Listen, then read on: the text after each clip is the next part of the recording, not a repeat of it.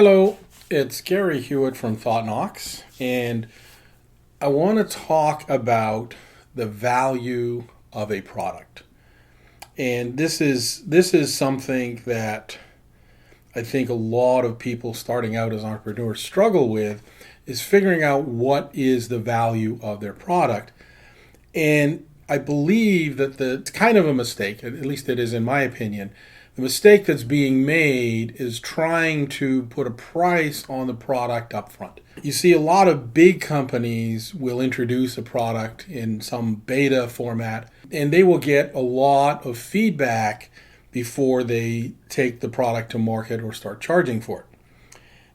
And a lot of small entrepreneurs believe that they have to start making money right away. They have a job mentality where if I'm going to lift a finger, then I'd better get paid. In order to be an entrepreneur, I believe you've got to let go of that, and you've got to focus on the value of the transformation that your product brings to your client.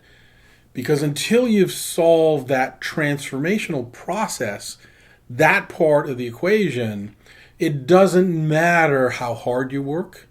It doesn't matter how much effort you put into a product. It doesn't matter how much you believe that product is worth or how valuable it is. Beauty is in the eye of the beholder.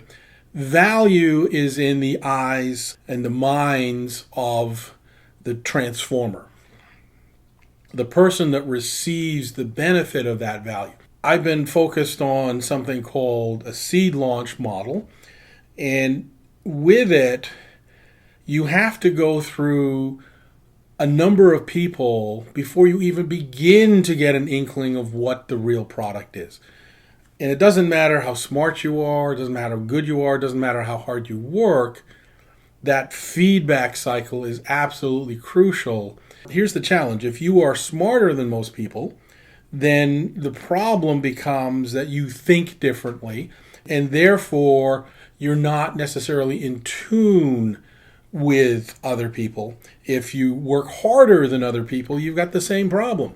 They're not willing to work as hard.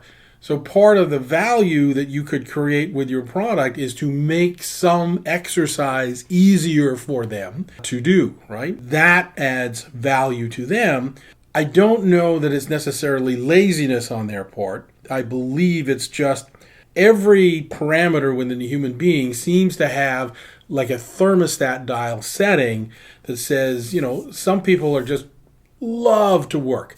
Other people love to study. Other people love to sleep. That dial is hard to change, but I believe it is changeable. But for the most part, it's fairly set for most of those parameters. Thinking that somebody needs to work as hard as you do in order to get the results might not be the best thought for you.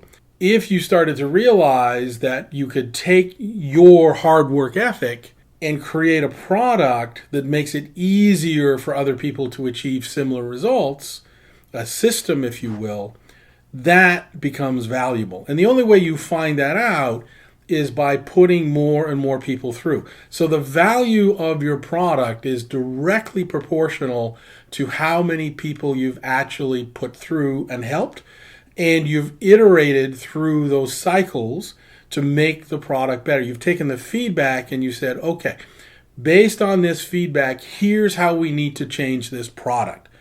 And until you do that, your product may not really be worth anything. And I see a lot of entrepreneurs trying to push products out, thinking that the more stuff they put out, then chances are they'll get a hit, which to some extent is true.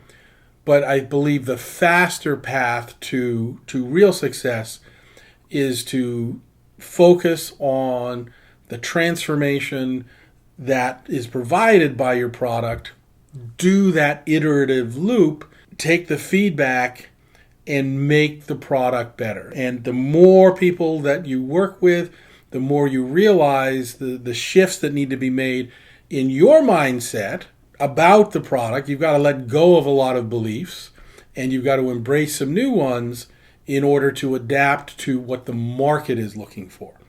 And if you can do that successfully, believe that's how you determine what your product is really worth. All right. Thank you for listening today.